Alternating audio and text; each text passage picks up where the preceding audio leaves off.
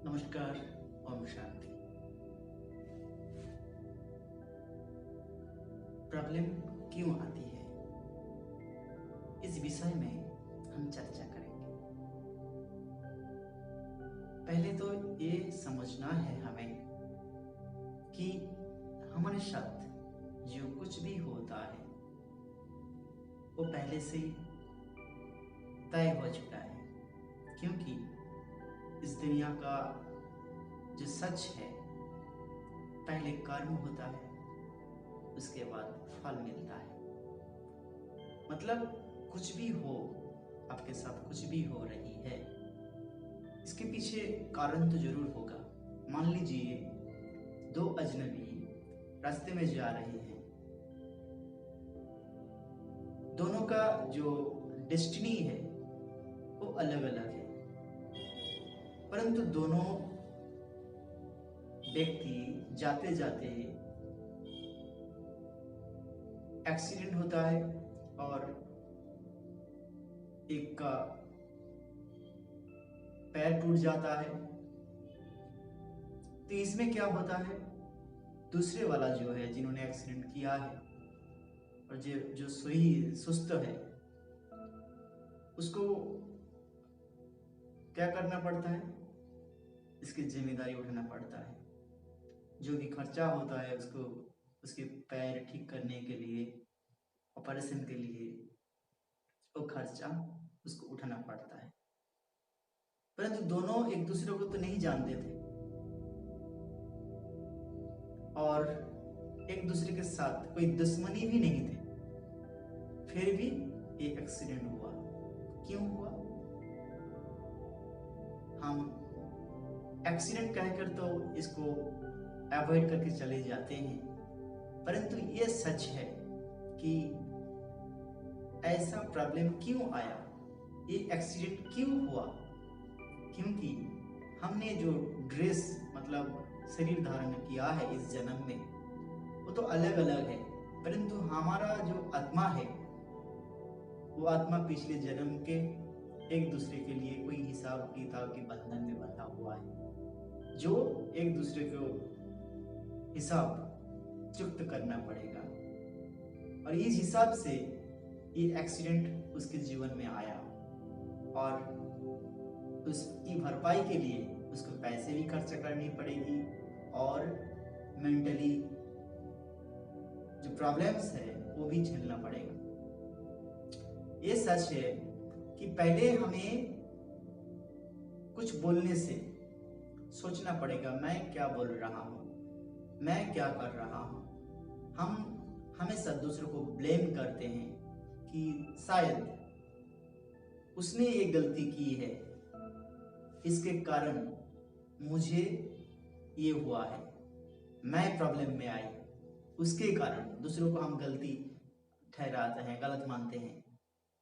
परंतु ये सच है, इस सृष्टि का सच है कि हम दूसरों को ब्लेम करने से पहले हम खुद के ऊपर देखें कि मेरे साथ ही क्यों हुआ है, मेरे साथ ही क्यों हुआ है। दो अजनबी रास्ते में जा रहे थे, दोनों एक दूसरे के साथ टकराई और एक का पैर कट गया, एक्सीडेंट में गया, और वो दूसरे वाले जो है उनको क्या करना पड़ा, उसकी पैसे से उसकी भरपाई करनी पड़ी, क्योंकि उसकी जो ऑपरेशन का जो खर्चा है उसको उठाना पड़ा।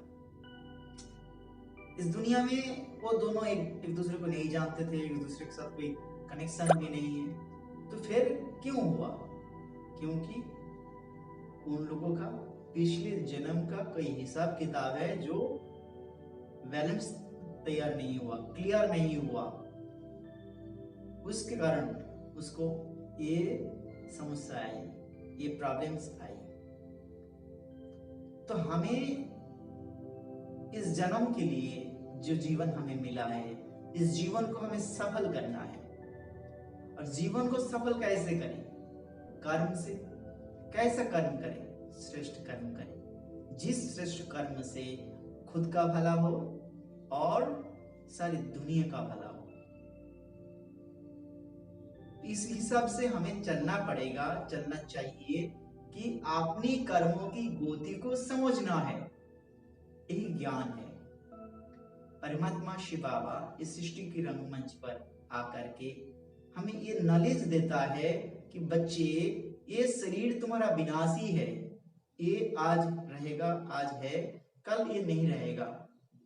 क्योंकि इस दुनिया में इस शरीर का जन्म होता है, शरीर का मृत्यु होता है, परंतु जो इस शरीर को चलाने वाला आत्मा, सोल, वो कभी जन्म नहीं लेता, कभी मरता भी नहीं है।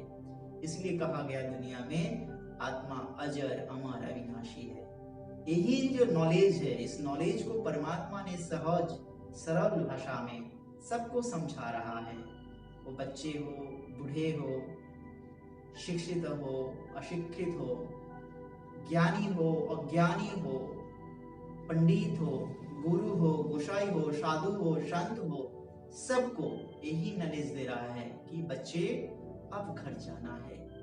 हमने बहुत काल से इस धरती पर आया और इस धरती में हमने अभिनय किया, अलग अलग कस्ट्यूम मतलब शरीर धारण किया और इस अविनाशी प्ले करते रहा।